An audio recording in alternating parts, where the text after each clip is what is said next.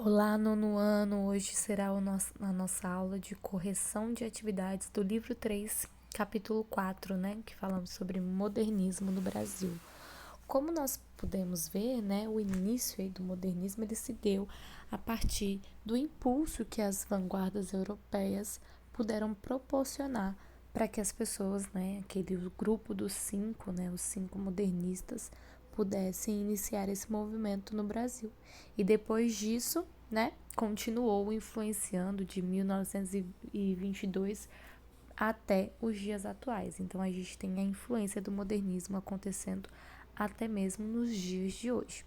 Nós falamos um pouco sobre Vicente do Rego, observamos suas imagens, suas pinturas, suas características e suas influências, assim como de Luiz Sassilotto, né? E agora, para falar um pouquinho sobre sobre o Amilcar de Castro, né? A gente passa a perceber que, assim como Luiz também possuía essa utilização do trabalho concretista, o Amilcar também tinha, né, essa ideia de arte concreta, mas diferentemente do Luiz, ele utilizava o termo de neoconcretismo, né? Porque ele estava se inspirando naquele momento ali de uma nova criação, um novo entendimento sobre o concretismo. Então, gente, o que é de fato essa arte concreta, né? Ela é uma arte que tem a intenção de produzir obras que fossem utilizar elementos próprios da sua linguagem. O que isso quer dizer? Ele utiliza planos, vai utilizar cores, e ele vai se difundir com outras linguagens também. Então a gente vê lá as superfícies, os sons, os silêncios, esses enquadramentos cenográficos, todos eles sendo utilizados aqui, como a gente pode ver, por exemplo, nas obras de Luiz, né? Justamente porque o Luiz ele se reconhecia como um artista concreto. E a Amilcar também se via como um artista concreto, mas ele se denominava neoconcreto, né? Um novo concretismo. E aí, nesse novo concretismo, ele utilizava alguns tipos de instrumentos, de materiais para fazer suas obras, em que a gente consegue perceber ah, ah, essas dobraduras, né? E essas dobraduras que vocês conseguem perceber aqui nas suas obras, elas eram justamente a sua característica, que demonstrava justamente aquilo que ele pensava. Olha só o que diz aqui, ó. Eles entendiam o fazer artístico como algo humano e intuitivo. Dessa forma, afastavam-se da ideia da obra como máquina ligada ao fazer industrial ou estritamente racional. Aquilo que a gente consegue perceber bastante dentro da vanguarda europeia do futurismo, né? A vanguarda europeia do futurismo, ela estava ligada com essa ideia do da máquina, do homem, da rapidez do mundo, enfim. E dentro aqui do concretismo e do neoconcretismo, eles já acreditavam, né, principalmente esse grupo do Almicard de Castro, de que o fazer artístico era algo totalmente intuitivo e humano. Então, dessa forma, eles se afastavam da ideia da obra como máquina, né? E aí, Amilcar de Castro, gente, eu tenho dificuldade para falar o nome dele, ele dizia o seguinte, que a arte sem emoção seria precária. O que ele quer dizer com isso, gente? Que se você não coloca emoção, sentimento, sua expressão dentro de uma obra, ela vai ser totalmente uma obra precária, desnecessária, uma obra vazia, né? E aí, não faria sentido, né? E o artista trouxe então para suas obras a ideia de uma renovação da arte pela linguagem geométrica. Olha só que interessante, gente, as suas dobraduras, que são as suas características mais fortes dentro das suas obras, é justamente essa capacidade de fazer dobraduras em ferro, né? E trazer esses ferros cortados e dobrados justamente para exibir a força humana aplicada para que as formas acontecessem, vencendo a resistência do material, ou seja, o homem vencendo essa resistência do material, né? Essa ideia de não industrialização, de não se reverenciar ao material, mas sim fazer com que você tenha domínio dele. E as esculturas de Almikar de Castro mexem com o espaço de maneira diferente. Elas demonstram movimento, devido aos seus cortes, né, suas dobraduras, faz com que os planos explorem alturas e posições totalmente distintas. Isso gera ao mesmo tempo abertura a quem as vê, trazendo um desejo de interagir com elas, né? E dançar entre seus espaços, sentir um encaixe entre os seus positivos e negativos e a noção clara de que cada peça é uma unidade, uma vida que se encerra em seu próprio espaço. Então aqui a gente tem a denominação do que seria essa arte concreta, e aí eu automaticamente já venho aqui no meu pensamento quais seriam as perguntas que os meus alunos iriam me fazer nesse momento, né? Provavelmente a Hannah ou o Lous iriam ser os primeiros a perguntar: professora, mas por que a arte concreta não é a mesma coisa que uma arte abstrata? Porque, né, se parece muito com a arte abstrata. E aí eu digo para vocês, olha só, para compreender o que é a arte concreta e como ela se diferencia da mera nomenclatura abstrata, vale a pena conhecer a declaração do artista holandês Theo van Doesburg. A pintura concreta e não abstrata, pois nada é mais concreto, mais real que uma linha, uma cor ou uma superfície. Uma mulher, uma árvore, uma vaca são concretos no seu estado natural. A gente, quando vê, né, em seu estado natural, eu consigo ver que uma vaca é uma vaca, eu consigo ver que uma árvore é uma árvore, eu consigo ver que uma mulher é de fato uma mulher, né? Na vida real, né, no seu estado real, a gente vê que eles são, no seu estado natural, eles são sim concretos. Mas no estado de pintura, eu posso transformá-los e fazer com que eles se tornem abstratos, ilusórios, vagos, especulativos, ao passo que um plano é um plano. Uma linha vai ser sempre uma linha e nem mais nem menos do que isso. Então, como a arte concreta trabalha com linhas, com superfícies, com planos, não tem como eu fazer com que ela seja algo abstrato. Ele será nem mais nem menos do que ele já é. Conseguem compreender isso? Eu sei que é um pouco complexo, mas sempre quando a gente vai estudar sobre arte, que eu digo para vocês, olha, vamos focar aqui pra gente tentar entender, porque não é algo objetivo, não é 1 mais 1 igual a 2. É algo totalmente que você precisa lançar um olhar para aquilo de maneira diferenciada para que você possa entender. É abrir o coração para conseguir entender, né, essas ideias, que são ideias diferenciadas, são ideias livres. É por isso que a gente fala sobre arte.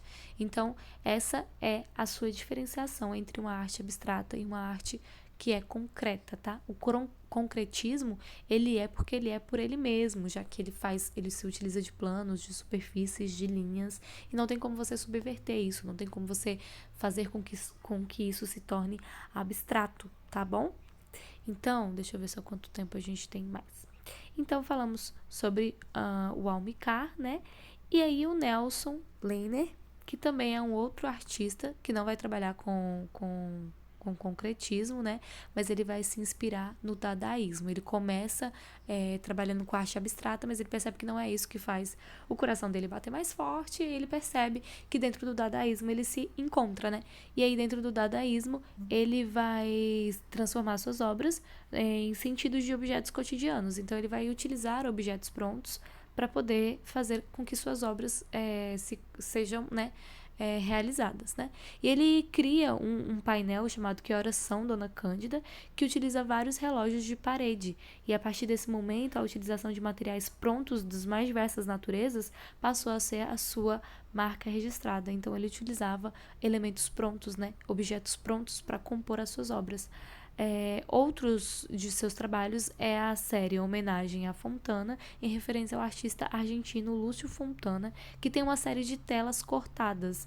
Nela, o artista subverteu a pintura que aprendeu, mas abandonou no início da carreira. Os quadros feitos com lona colorida e zíperes foram exibidos em uma exposição chamada da produção em massa de uma pintura e designados pelo artista como o primeiro múltiplo feito no Brasil industrializado, pois eram pinturas, entre aspas, né, feitas industrialmente e podiam ser manipuladas pelas pessoas que abriam e fechavam seus zíperes, transformando as espacialidades, as formas e as cores da tela. Olha só que interessante, gente. Agora, aqui nesse momento, a pessoa que estava lá observando as obras, ela não é apenas um mero espectador. Ela passa a compor essa obra de maneira direta e de maneira indireta. Então, para que essas obras sejam entendidas de fato, né, não tem mais essa ideia de que eu não posso tocar a obra, senão eu estarei transformando ela, tirando ela do seu... deteriorando, né? Como, por exemplo, quando a gente fala de Mona Lisa, em que quando a gente vai visitar a Mona Lisa, existe um espaço determinado que você não pode nem chegar próximo à obra para poder não deteriorá-la, né? Aí, dentro dessa ideia de Nelson, a pessoa, né, o visitante lá da obra, ele não está mais nesse sentido de observar, mas sim de compor a obra. Então, ele passa a ser um compositor dessa obra de maneira direta ou indireta, tá? Isso é interessante das suas obras, tá? E vamos falar um pouquinho sobre o Cildo Meireles. Você se lembra da arte concreta do Saci Loto e do neoconcretismo de Almir de Castro, né? Então, foi nesse contexto dessas formas de arte que o Cildo começou sua formação artística. O neoconcretismo continuou desenvolvendo-se nas obras de outros artistas, além do grupo de Almir, e um exemplo dessas obras aí é a série Bilaterais e Relevos Espaciais de Hélio Oiticica. O Hélio, gente, tem obras incríveis que também o observador passa desse lugar de observador e começa a fazer parte da obra. Ele é muito legal, ele criou os parangolés também, que é um tipo de exposição artística, né, que a gente tem as obras lá do Hélio, e as pessoas elas podem investir esses parangolés e elas podem manipulá-los. É algo bastante interessante. Em que as formas geométricas, antes planas nas pinturas, avançam no espaço como esculturas coloridas suspensas no ar. Então, o Cildo, ele se inspirou em todas essas fontes, né? Ele bebeu de todas essas fontes para criar suas obras conceituais, mas ele rejeita a ideia de uma arte conceitual que não pode ser compreendida pelo público sem auxílio de informações. Então, olha só que interessante.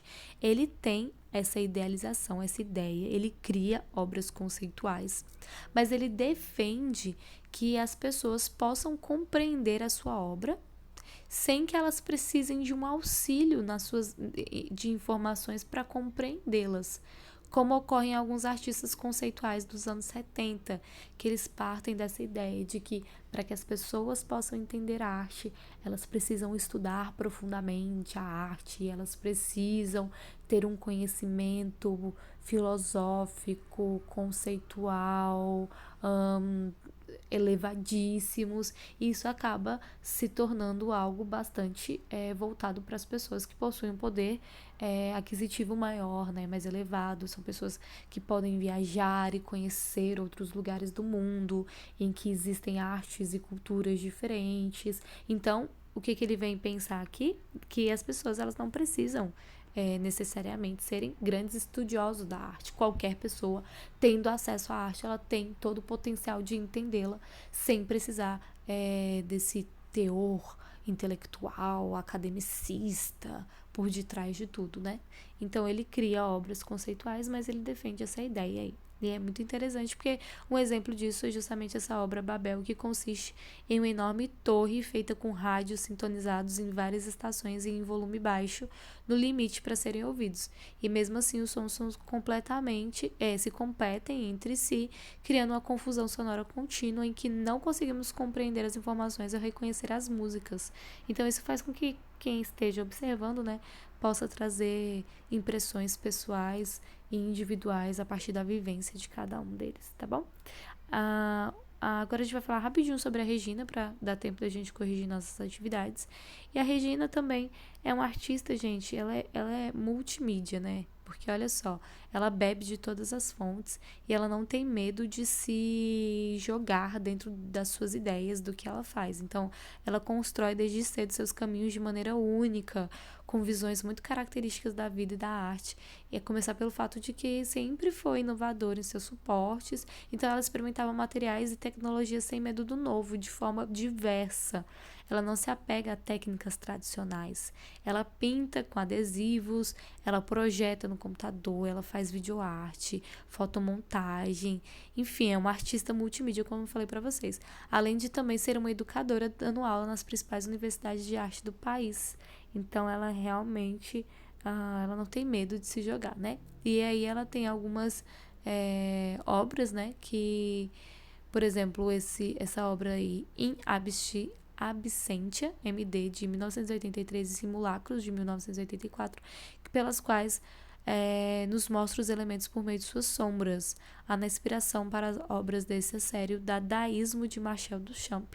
Como vocês lembram, Dadaísmo, ele utiliza aquele termo chamado ready-made, que significa justamente escolher algum objeto do cotidiano para elevá-lo à categoria de obra de arte, né? Então, a fonte de Marcel Duchamp, que compõe o dadaísmo, ele é uma obra bastante característica desse movimento e dessa ideia aí do ready-made, porque ele utiliza um mictório, né, para expor e dizer para as pessoas que aquilo pode ser considerado arte.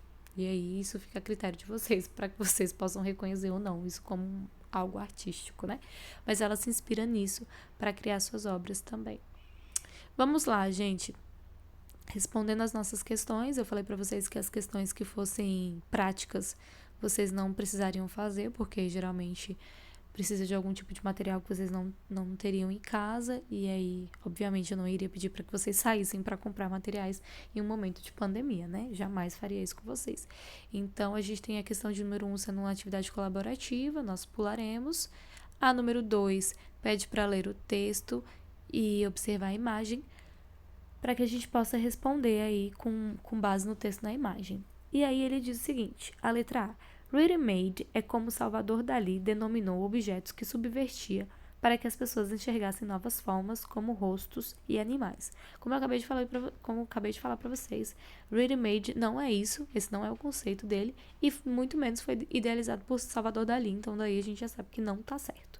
A gente sabe que a questão certa é a letra B, né? Tá marcada aqui no meu material, mas a gente vai olhar as outras para poder entender por que elas são erradas. Letra C. Modificando peças já existentes, como a garrafa de Coca-Cola, Cildo Meirelles subverte seu uso como maneira de provocar o aumento de consumo da bebida. Muito pelo contrário, ele está tentando fazer com que as pessoas percebam o consumismo ali, né? Para criar a obra, Cildo Meirelles inspira-se nos pensamentos de Marcel Duchamp, que também promovia ideias de valorização da cultura de seu país. Mas ele estava, né, fazendo uma crítica, na realidade. Letra E. A obra prova que, desde muito cedo, na arte moderna, havia patrocínio dos artistas por meio de grandes empresas. Eu nem vou terminar de ler essa frase aí, porque não faz nem sentido, tá? Falar sobre Coca-Cola, tá? Patrocinando artistas. Por favor, né? Se fosse aí, pelo menos o Romero Brito, talvez eu conseguisse acreditar, mas enfim. A letra B diz assim: com a obra, Cildo Meirelles cria um sistema de circulação, de troca de informações, independentemente de controle centralizado. Então, é justamente essa questão certa, a letra B, tá? A número 3 também é uma questão prática e ela só exige uma folha de papel canson e uma tesoura, então é possível que você a faça, mas precisa de algumas orientações. Então, quem conseguiu fazer, beleza, eu recebi algumas atividades feitas, quem não conseguiu também, sem estresse, sem problema, tá bom? A questão de número 4 também é possível que se faça, né? É uma atividade pessoal, individual, também é possível de se fazer. Vamos lá para a questão 5, a questão de Enem. E olha só, gente, tem aí a obra de Pietà, de Vicente do Rego, né, que a gente percebe que tem seus traços aí das vanguardas europeias, e a gente tem a Pietà original, que é de Michelangelo, criada em 1499, que é uma escultura em mármore, bastante realista, né? E, enfim, com todas essas características aí que a gente já falou na nossa aula online. E aí diz o seguinte: Vicente do Rego Monteiro foi um dos pintores cujas telas foram expostas durante a Semana de Arte Moderna. Beleza. Tal como Michelangelo, ele se inspirou em temas bíblicos, porém com um estilo peculiar. Considerando-se as obras apresentadas, o artista brasileiro estava preocupado em retratar detalhes da cena? Demonstrou irreverência ao retratar a cena bíblica? Optou por fazer uma escultura minimalista, diferentemente. Não. Letra D. Deu aos personagens traços cubistas em vez dos traços europeus típicos de Michelangelo. O que a gente falou na nossa aula online? Justamente sobre essa influência que Vicente do Rego tinha das obras cubistas, tá? Então essa questão tá certíssima. Letra E reproduziu o estilo da famosa obra de Michelangelo, uma vez que retratou a mesma cena bíblica. Tudo bem que ele pode ter até retratado a mesma cena bíblica, mas ele não utilizou, ele não reproduziu apenas o estilo da famosa obra. Até porque a gente está falando, gente, de modernismo. E modernismo, ele não vai procurar reproduzir. Ele vai procurar utilizar da antropofagia, né? Ele vai deglutir aquilo, subverter, trazer com traços brasileiros, enfim, valorizando a nossa própria cultura, né?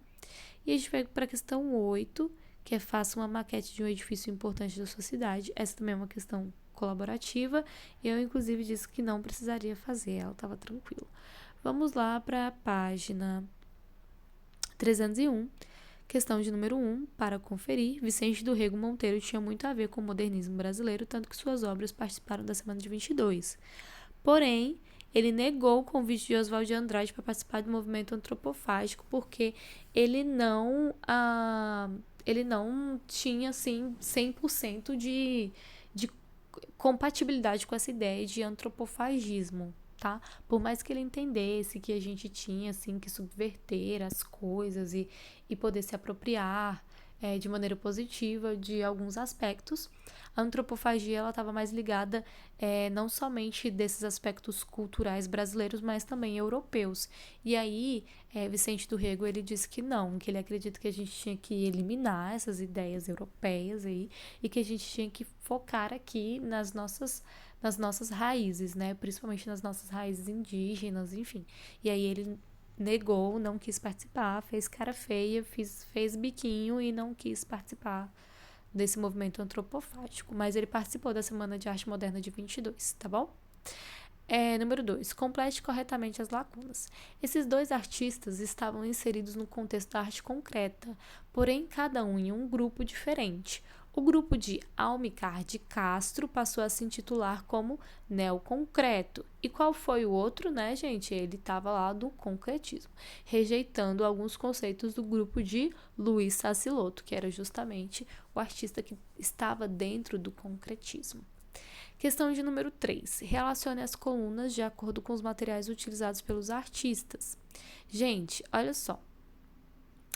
Vamos falar sobre a Regina, que a gente já elimina muitos, porque como vocês viram, a Regina ela é uma artista multimídia, né? Então, olha só, a Regina utilizava adesivos. Nossa, eu falei que a gente ia eliminar muitos e acabou que eliminou só um. Mas é porque ela é uma artista multimídia, então ela utilizava de muitos apetrechos para poder realizar suas obras, tá bom? Então fiquem atentos a isso. Nelson Leiner, ele também é um artista que se jogava muito, porque vocês viram lá que ele tinha uma obra completamente conceitual, então ele ia buscar e beber de várias fontes. Então o Nelson, olha só, utilizava a catraca, os zíperes que ele utilizou nas suas obras, né, inspirados lá em obras de outros artistas, as imagens de santo e principalmente, gente, o neon, tá? O Cildo Meireles, vamos ver, ele utilizava cédulas de dinheiro e o aparelho de rádio, que também constitui aquela torre lá incrível, né, que ele fez. E a Regina Silvério, como eu falei para vocês, apenas os adesivos. Então é isso, gente. A sequência fica A, C, A, A, B, A, B. Questão de número 4. Complete corretamente as lacunas. Há uma instalação de Cildo Meirelles que se encontra atualmente no Tate Museu, em Londres. A obra se chama Babel, que é essa torre, né, de aparelho de rádio, que consiste em uma torre feita de aparelho de rádio. Já falei a questão toda para vocês. E a questão de número 5, escolha apenas as palavras que fazem parte do universo de Regina Silvéria. Opa, aí sim a gente consegue marcar um monte. Argila? Não, ela não trabalhou com argila, mas ela era uma artista multimídia, utiliza sombras, também utiliza videoarte, já teve exposições suas lá dentro do MASP, né, que é o Museu de São Paulo. Ela também é educadora, ou seja, ela também é professora, dá aula em algumas universidades. Imagina ter uma aula com uma pessoa incrível dessas. Pinceladas rápidas, gente, vocês podem excluir, porque essa é uma ideia bem, assim, bem academicista, mas que também faz parte do movimento modernista, mas, enfim, né? Principalmente quando a gente fala sobre expressionismo e tal, mas não se atentem a isso, não. Cubismo, não, e fotomontagem, sim, ponto cruz também. Então, a gente elimina todas as questões do nosso capítulo 4 do livro 3.